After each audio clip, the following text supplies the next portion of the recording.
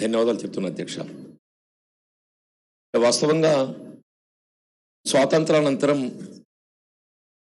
ఇవాళ ప్రత్యేకించి ముస్లిం సామాజిక వర్గం ఏదైతుందో ప్రత్యేకంగా ఉపాధి కల్పనంటూ ఏమీ లేకపోవడంతో క్రమేపీ వారు సామాజికంగా ఆర్థికంగా వెనుకబాటుతనానికి గురి కావడం జరుగుతుందని చెప్పక తప్పదంటున్నా అధ్యక్ష.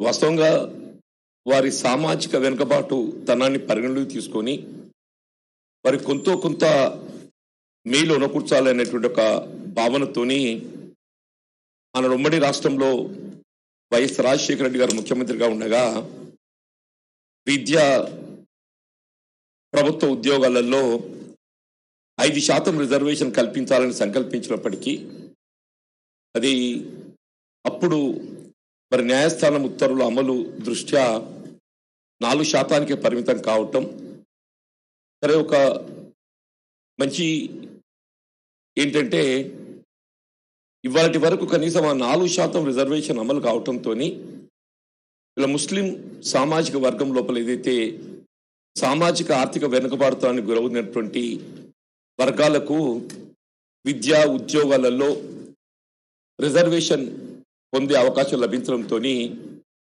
ఇలా వాళ్ళు ఇటు ఇంజనీరింగే కానీ డాక్టర్ విద్య కానీ లేక రాజకీయంగా పీసీ హోదా పొందడమే కానీ ఉద్యోగాలలో ఈ 4% రిజర్వేషన్ సౌకర్యం పొందడమే కానీ ఇవన్నీ కొంత మేలు అనుగూర్చినవని చెప్పక తప్పదు అధ్యక్ష. తెలంగాణ రాష్ట్ర ఏర్పాటుతోని ఈ 4% ఏదైతుందో వాస్తవం వాళ్ళలో ఉండేటువంటి వెనుకబాటుతనానికి అనుగుణంగా సరిపోవటం లేదు అనేటువంటి భావనతోని 12% రిజర్వేషన్ కల్పించాలనే భావనతోని తెలంగాణ రాష్ట్ర ప్రభుత్వం నిర్ణయం తీసుకొని కొంత ముందుకు పోయినప్పటికీ కేంద్ర ప్రభుత్వం నుండి మనకు ఆశించిన సహకారం లభించకపోవడంతో వీళ్ళ ఆ రిజర్వేషన్ 4% పరిమితమైనటువంటి విషయం మనకు తెలుసు అధ్యక్ష. సరే వీళ్ళు విద్యా ఉద్యోగాలలో చట్టపరంగా మనం ఆశించిన 12% రిజర్వేషన్ కల్పించలేకున్నప్పటికీ ప్రభుత్వ పరంగా అమలు చేయి తలబెట్టేటువంటి ఒక సంక్షేమ కార్యక్రమ ఫలాలు బడ్జెట్ నిధుల కేటాయింపు 12% కల్పించేటువంటి ఒక అవకాశం ఈ రాష్ట్ర ప్రభుత్వం కలిగి ఉన్నది అధ్యక్ష అంటున్నాను. ప్రభుత్వం ఎప్పుడైతే వారి వెనుకబాటు తనాన్ని 12% రిజర్వేషన్ కల్పించాలని భావించినప్పుడు విద్యా ఉద్యోగాలలో కల్పించాలని చట్టబద్ధత మనం పొందలేకపోయినాం. ప్రభుత్వ పరంగా నిధులు కల్పించడానికి కొరకు ఏదైతుందో మనకి ఏ విధమైన ఇబ్బందులు లేవు, ఆంక్షలు లేవు అధ్యక్ష అని చెప్పి అంటున్నా. ఇలా రాష్ట్ర ప్రభుత్వం ఏదైతుందో 2015లో సుధీర్ కమిటీ కాన్స్టిట్యూట్ చేయడం జరిగింది. ఈ సుధీర్ కమిటీ ఏదైతున్నదో వీళ్ళ మైనారిటీస్ ప్రత్యేకంగా ముస్లిమ్సే కానీ క్రిస్టియన్సే కానీ వాళ్ళ సామాజిక ఆర్థిక స్థితిగతులపై అధ్యయనం చేసే విధంగా ఇలా సుధీర్ కమిటీ ఏదైతుందో వారి సామాజిక ఆర్థిక వెనుకబాటుతనాన్ని పరిశీలించి రాష్ట్ర ప్రభుత్వానికి ఏదైతుందో నివేదిక కూడా సమర్పించడం జరిగింది అధ్యక్ష. 60 పేజీల నివేదిక సమర్పించింది.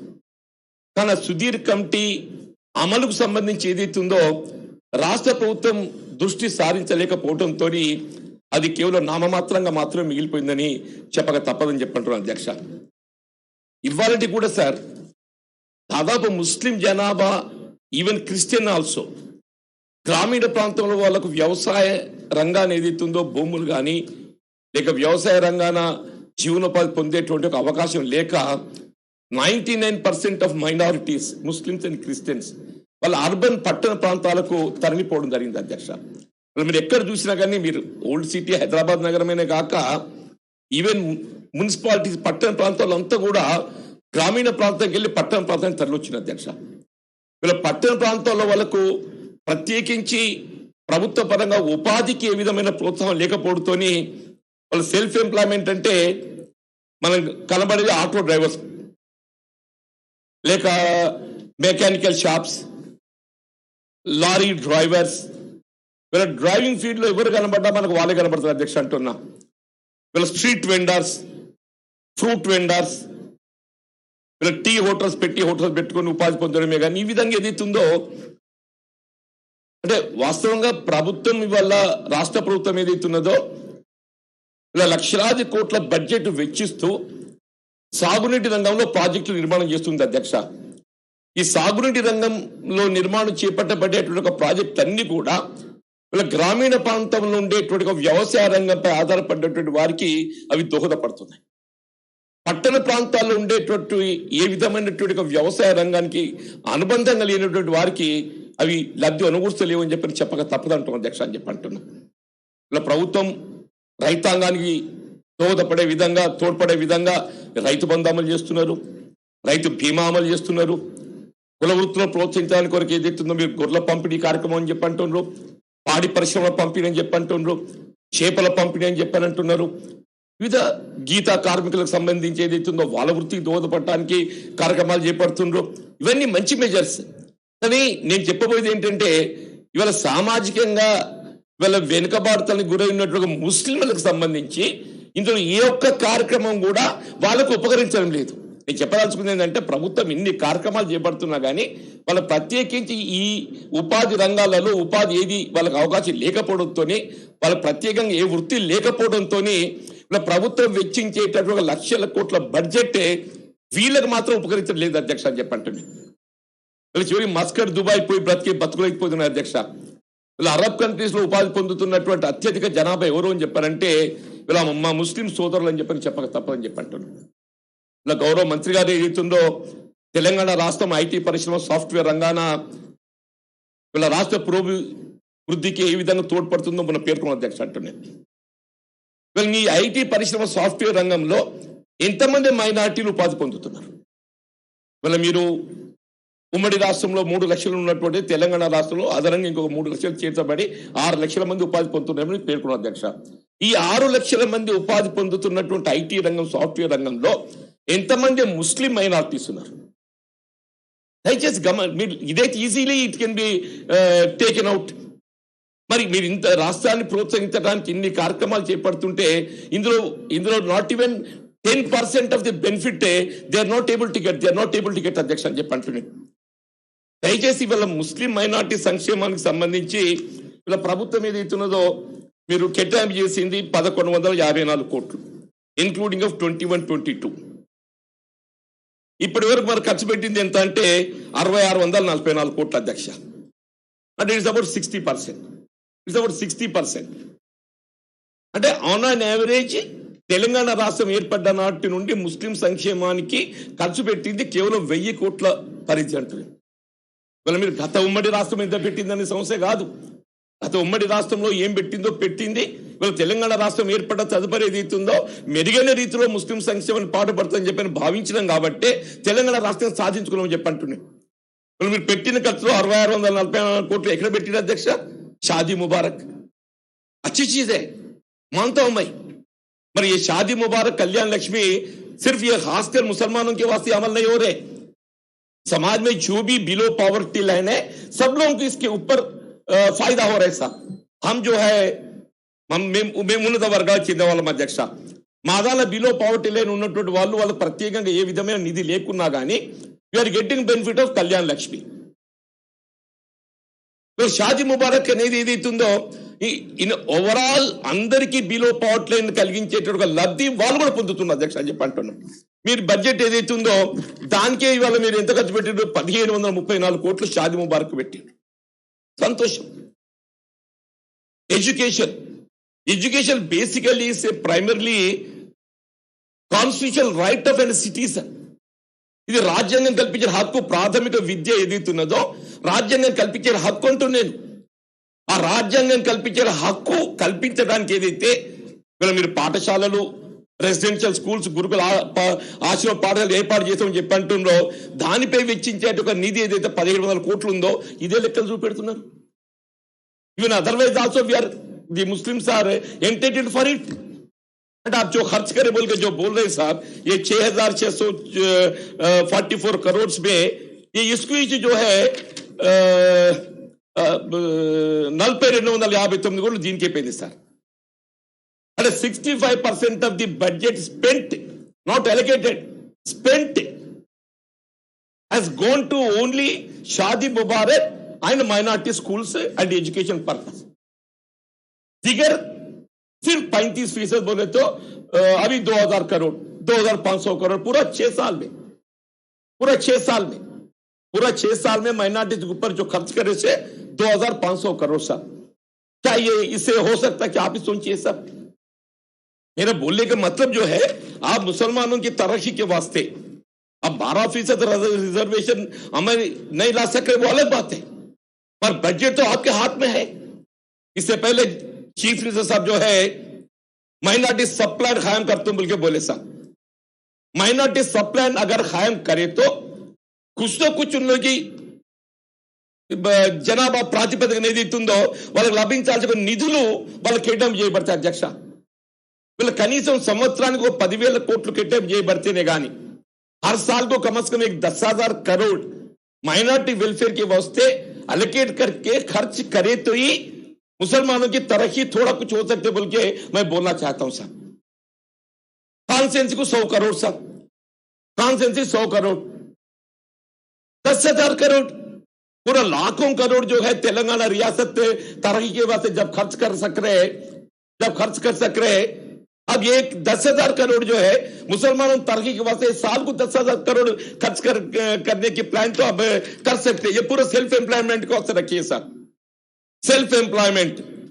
बिकास వీళ్ళందరూ ఏదైతుందో పట్టణ ప్రాంతానికి పరిమితమై ఉంటున్నారు కాబట్టి పట్టణ ప్రాంతాల్లో వాళ్ళు ఏదైతుందో స్థిరపడటానికి స్వయం ఉపాధి పొందటానికి మీరు కార్యక్రమం రూపొందించి ఏదైతున్నదో వీళ్ళు ఒక 10,000 కోట్ల బడ్జెట్ కేటాయింపుతో చేపట్టబడ్డ అది మైనార్టీ సప్లై ద్వారా నిధులు కేటాయింపు చేయండి, కొంత మనకు అది మేలు కూర్చొని చెప్పి అంటున్నాం। వీళ్ళ హౌసింగ్ ప్రోగ్రామ్ ఉన్నది సార్, మీరు ప్రతిపాదించేటువంటి ఒక ఇంట్ల నిర్మాణ కార్యక్రమం మొత్తం రాష్ట్రం యూనిట్గా చేసి చేపడుతున్నారు, పూరా స్టేట్ యాజ్ ఎ యూనిట్। వీళ్ళ గ్రామీణ ప్రాంతంలో నిర్మాణం చేసేటటువంటి ఇండ్ల నిర్మాణ కార్యక్రమంలో ముస్లింల యొక్క వాటా కనబడటం లేదు। గ్రామీణ ప్రాంతంలో నిర్మాణం చేసేటువంటి గృహ నిర్మాణం లోపల అలా ముస్లిం జనాభా స్థిరపడి లేరు కాబట్టి not even 1% we are able to get in the rural sector. అటువంటి నేనేమంటున్నాను సార్ అంటే పట్టణ ప్రాంతాల్లో మీరు నిర్మాణం చేసేటువంటి గృహ నిర్మాణ కార్యక్రమంలో वो हैदराबाद शहर होने दीजिए या दीगर म्यूनिसिपालिटीज होने दीजिए, कई अर्बन एरियाज में at least minimum 25% of housing scheme which you are proposing to construct will be allocated to the Muslim minorities। तब थोड़ा इंसाफ हो सकते हैं मैं बोलना चाहता हूं सर। कल 25% అంటే మనకు ఏకబొత్తంగా అధికంగా కనబడుతుండొచ్చు కాక వీళ్ళ మొత్తం ఓవరాల్ యూనిట్కి తీసుకుంటే మళ్ళీ చివరికి అది వచ్చేది అవుతుందో అది 10% లోపుకి వస్తుంది సార్। మీరు కట్టి और मैं जनाब महमूद अली साहब से मेरी गुजारिश है, आप मुस्लिम तरक्की के वास्ते जो है ये 25% कम से कम जो है हाउसिंग स्कीम में अर्बन పట్టణ ప్రాంతాల్లో ఇంక్లూడింగ్ హైదరాబాద్ మున్సిపాలిటీ అన్ని మున్సిపాలిటీలో 25% ముస్లింలకు కేటాయింపు చేసే విధంగా మీరు దయచేసి నిర్ణయం తీసుకుంటే బాగుంటుందని చెప్పి అనుకుంటున్నాను సార్। और खास चीज है वक्फ प्रॉपर्टीज है सर, ये वक्फ प्रॉपर्टीज को अपन దాన్ని కాపాడుకోవాల్సిన బాధ్యత మన మీద ఉన్నది సార్। వీళ్ళ వర్క్ ప్రాపర్టీస్ ఏదైతుందో ఇది మతపరంగా దశాబ్దాల తరబడి వీళ్ళ ముస్లిం మతానికి చెందినట్టు ఒక ఆస్తులు వాటిని పరిరక్షించుకునే బాధ్యత వీళ్ళ మన ప్రభుత్వం మీద ఉంది, మన వక్ఫ్ బోర్డు పై ఉందని చెప్పంటారు। ఆ వక్ఫ్ బోర్డు తో ఖాయం కరే, మరి వక్ఫ్ బోర్డు కు క్యా వాళ్ళకి ఏం అధికారాలు ఉన్నాయి sir? Unless judicial power is given to the Waqf board, unless judicial power is given to Waqf board कोई हाथ से निकल गए तो जमीन हासिल करने का हक उसको है ही नहीं। अगर आप जुडिशियल पावर दे सके तो उनसे हाथ से जो जमीन निकल गए फिर उसको दोबारा हासिल करने का थोड़ा गुंजाइश रहती। और मेरे आपसे वक्फ बोर्ड संबंधी please try to exploit to give judicial powers to the Waqf board, అప్పుడు మాత్రమే మన ముస్లిం వక్ఫ్ ఆస్తులను కాపాడుకునేటటువంటి అవకాశం ఉంటుందని చెప్పి అంటున్నారు సార్। ఇవాళ నేను ప్రాక్టికల్ చెప్తాను సార్, ఇవాళ మోసం ఇవాళ ముస్లిం ప్రార్థన చేసేటటువంటి ఎవరైతే వర్గాలు ఉన్నారో మనం ఆ పాంచ్ అదా దేరే సార్। ఇవాళ మాకు ఏదైతుందో హిందూ ధూపదీప నైవేద్యం కింద మేము కూడా ఇస్తున్నాం సార్। మందిరాల దేవాలయాల్లో పనిచేసేటటువంటి పూజారులకు ఏదైతుందో ధూపదీప నైవేద్యం కింద ఇస్తున్నాం. इमाम और मौसम जो है अब जो 5,000 दे रहे ये अब की वक्त में ये बसोनी चीज नहीं है साहब. ఎట్లయితే మీరు హిందూ దేవాలయాల పరిరక్షణ కొరకు ధూపదీప నైవేద్యం అమలు చేస్తున్నారో ఆ విధంగా ముస్లిం ప్రార్థనా మందిరాలు, క్రిస్టియన్ ప్రార్థనా మందిరాల వాటి పరిరక్షణకు వాటికి సంబంధించిన ఒక ప్రీస్ సాలరీస్ కి సంబంధించి మీరు కల్పించాలి. बोले इमाम मौजम के वास्ते जो है मेरी राय आप कम से कम 10,000 करिए सर, ज्यादा से ज्यादा नहीं, ज्यादा करे तो और भी बेहतर है. कम से कम 10,000 करे तो भी थोड़ा उन लोगों को అడ్వాంటేజ్ ఉంటుందని చెప్పినటువంటి ఒక నేను భావన వ్యక్తం చేస్తున్నా అధ్యక్ష. खासकर ये उर्दू तरीके के वास्ते इससे पहले जो उर्दू अकादमी कायम किया था सर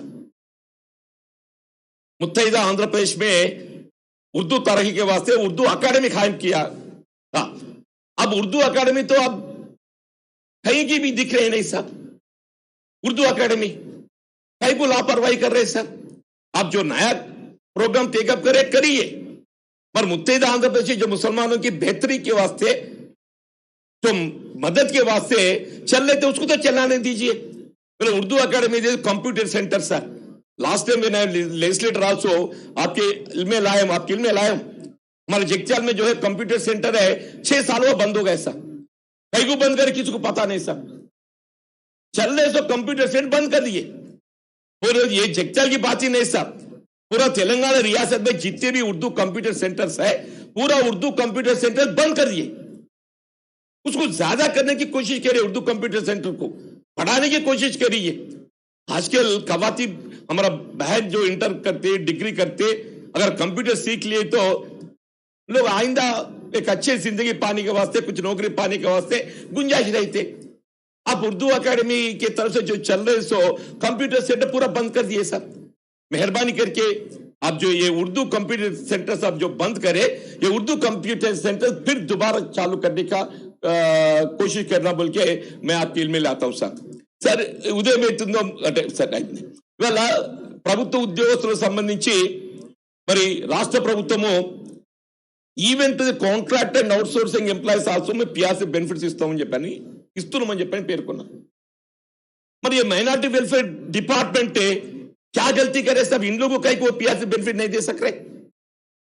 जो पीआरसी बेनिफिट आप दे रहे बोल के बोल रहे हैं, जो कॉन्ट्रैक्ट एम्प्लॉयज को दे रहे बोल के बोल रहे हैं, ये माइनॉरिटी वेलफेयर डिपार्टमेंट में शायद उर्दू अकादमी होने दो चाहे जिगर डिपार्टमेंट होने दो उन लोगों को भी पीआरसी बेनिफिट देना चाहिए या नहीं सर.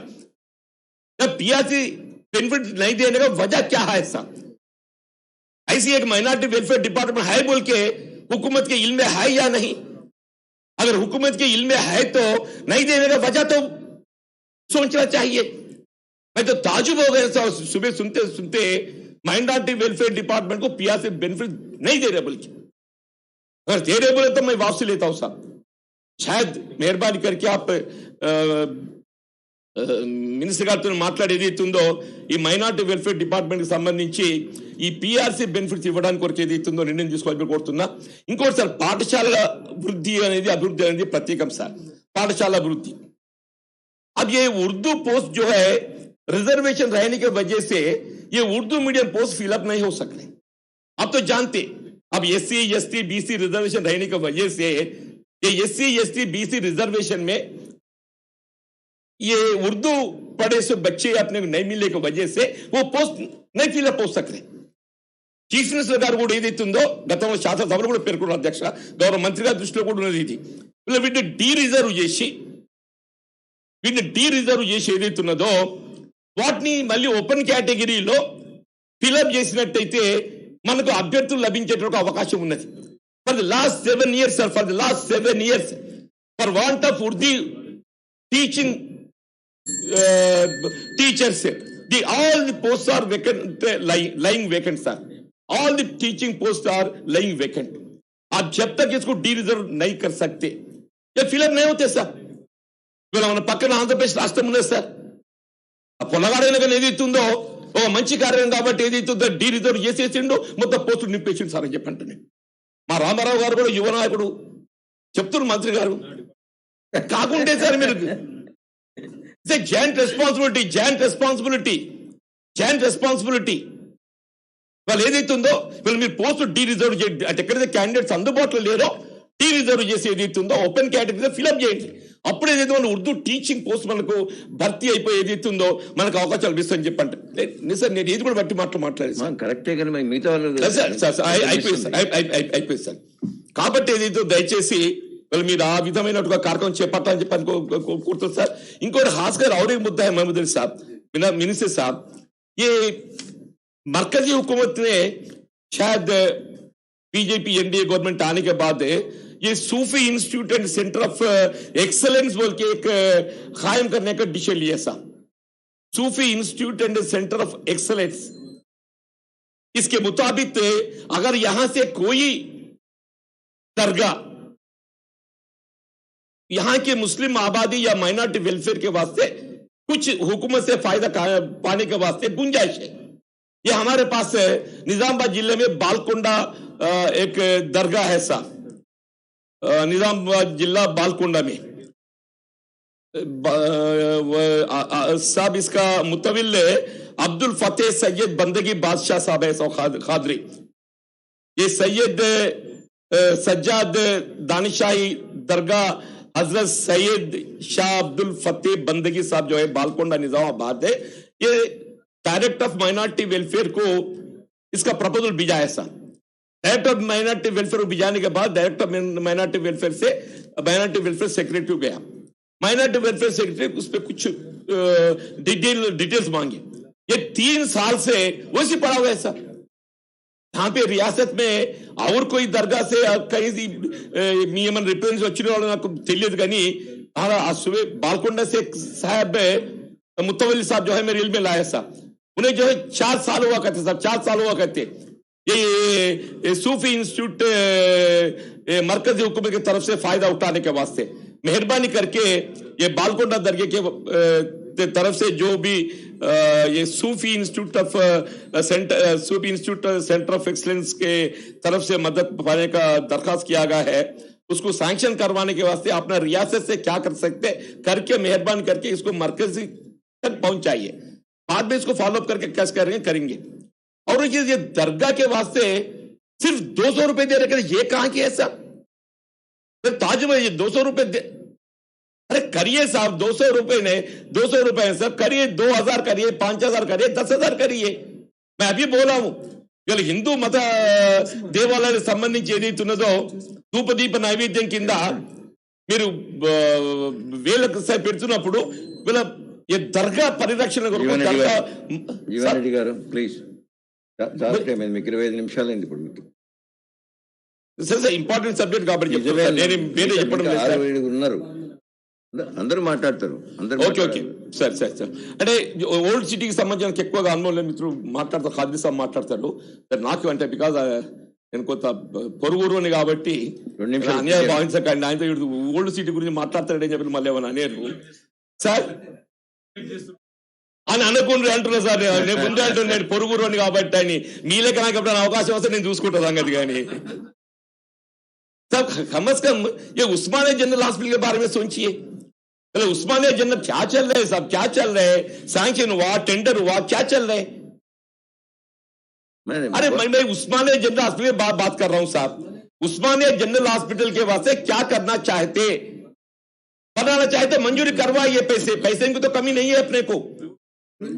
अरे नहीं कोर्ट को जो है దాన్ని ఏదైతుందో పురావస్తు దాని కొరకే పరిమితం, దానికి సంబంధం లేని ప్రాంతంలో నిర్మాణం చేయడానికి కోర్టు ఏ విధమైన మీరు చేరు చూసి మాట్లాడండి. మాట్లాడితే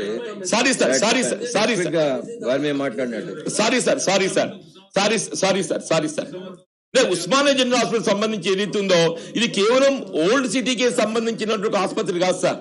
ఇలా నైజాం స్టేట్ అప్పటికి ఇలా మొత్తం హైదరాబాద్ రాష్ట్రంలో అందరికి వైద్య సదుపాయం అందింపజేసింది ఆనాటి ఉస్మానియా జనరల్ హాస్పిటల్ సార్ అని చెప్పంటున్నా. ఆనాటి ఉస్మానియా జనరల్ హాస్పిటల్ వాళ్ళ ఇంత దయనీయమైన స్థితిలో ఉంది అని చెప్పంటే సార్ హాస్పిటల్ పోవాలంటే భయమే పరిస్థితి ఉంది. మీ ద్వారానే ప్రభుత్వాన్ని కోరేది ఏంటంటే దయచేసి ఏదైతుందో ఉన్నటువంటి కట్టడాలకు ఏ విధమైన ఆటంకం కలగకుండా ఖాళీ ఉన్న స్థలం లోపల మీరు బహుళ అంతస్తుల భవనాలు నిర్మించండి. అప్పుడు ఏదైతుందో కోర్టుకు అభ్యంతరం ఉండదు, ఎవరికి అభ్యంతరం ఉండదు. దయచేసి ఆ విధంగా నిర్ణయం తీసుకోవాలని కోరుతున్నా. ఇంకోటి చివరి సార్, ఈ మెట్రో రైల్ అనేది ఓల్డ్ సిటీ నిజంగానే మనం వివక్ష గురి చేస్తున్నామా? ఎందుకు ఈ మెట్రో రైల్ ఓల్డ్ సిటీకి తీసుకోపోలేకపోతున్నాం? మరి మొదటి దశ ప్లాన్ లోనే ఇది ఇట్ వాస్ దే, తర్వాత ఎందుకు తొలగించబడ్డది? అప్పుడు లేకున్నా ఇప్పుడు అందరూ చేర్చేటప్పుడు అవకాశం ఉన్నది. ఇవాళ మెట్రో రైల్ అనేది ఏదైతుందో మనకు సత్వర ప్రయాణానికి మీరు ఇప్పుడు సూచించండి, వాళ్ళు చెప్తారు కదా ఇప్పుడు మీకు. Sir thank you sir. ఇవాళ మెట్రో రైల్ సంబంధించి కూడా మీరు నిర్ణయం తీసుకుంటే బాగుంటుందని చెప్పని పేర్కొంటూ, చివరికి ఏదైతున్నదో ఇవాళ ఈ ముస్లిం సప్లాన్ మనం ఏర్పాటు చేసుకోగలిగినప్పుడు మాత్రమే వీళ్ళ ముస్లిం సంక్షేమానికి సంబంధించి నిధుల కేటాయింపు లోపల కొంతవరకు న్యాయం జరుగుతున్న భావన వ్యక్తం చేస్తున్నారు సార్. చెప్పండి, దానికి అనుగుణంగా మీరు సంవత్సరానికి ఒక 10,000 కోట్లు కేటాయింపు చేయండి సార్. 10,000 కోట్లు is not big thing for state government. వాళ్ళు ఇతరత్రా ఏ విధమైనటువంటి ఒక రాష్ట్ర ప్రభుత్వ సంక్షేమ కార్యక్రమాలలో, అభివృద్ధి కార్యక్రమాలలో భాగం పంచుకోలేకపోతున్నారు. కాబట్టి వాళ్ళు ప్రత్యేకంగా ఏదైతుందో ఒక 10,000 కోట్లు కేటాయింపు చేసినట్టయితే కొంత మేరకు ఏదైతుందో వాళ్ళకు ఆశించిన మేరకు మనము లబ్ధి అనుకూర్చేటటువంటి అవకాశం ఉంటుంది. కాబట్టి ఆ 10,000 కోట్లు కేటాయింపు చేసే విధంగా చర్యలు చేపట్టాలంటుంది సార్. ఈ 12% రిజర్వేషన్ అంటే మనం ఎగ్జాక్ట్లీ ఎడ్యుకేషన్ అండ్ ఎంప్లాయ్మెంట్ అమలు చేయడం మనకు కొంత ఇబ్బందికరం ఉంది సార్. బట్ బడ్జెట్ అలొకేషన్ అనేది ఇట్స్ స్టేట్ గవర్నమెంట్ డిస్కషన్ మీ చేతిలో ఉన్నటువంటి ఒక అస్త్రం. కాబట్టి ఆ దిశలో మీరు ఏర్పాటు చేయాలని చెప్పి కోరుతున్నాను. చివరిగా సుధీర్ కమిటీ ఇచ్చిన రిపోర్ట్ దాన్ని ఏదైతున్నదో అమలు చేయండి. What exactly Sudheer committee proposed అది చేపట్టగలిగినప్పుడు ఏదైతుందో మనకు కొంత ఆశించిన మేరకు ముస్లిం సంక్షేమాన్ని చేపట్టవడంతో చెప్పని నేను పేర్కొంటూ, చివరిగా ఈ పట్టణాలలో నిర్మాణం తలపెట్టేటువంటి హౌసింగ్ లో కనీసం ఒక 25% ఏదైతున్నదో నేను డిమాండ్ చెప్తాను సార్ లాస్ట్ కు. ఆ 25% ఇండ్లు కేటాయింపు వాళ్ళు రిజర్వ్ చేసే విధంగా కార్యక్రమాన్ని అమలు చేయాలని చెప్పి మీ ద్వారా కోరుతూ నాకు అవకాశం కల్పించినందుకు నేను మీకు ధన్యవాదాలు చెప్తూ సెలవు తీసుకుంటాను. రాజేశ్వరరావు గారు. అధ్యక్ష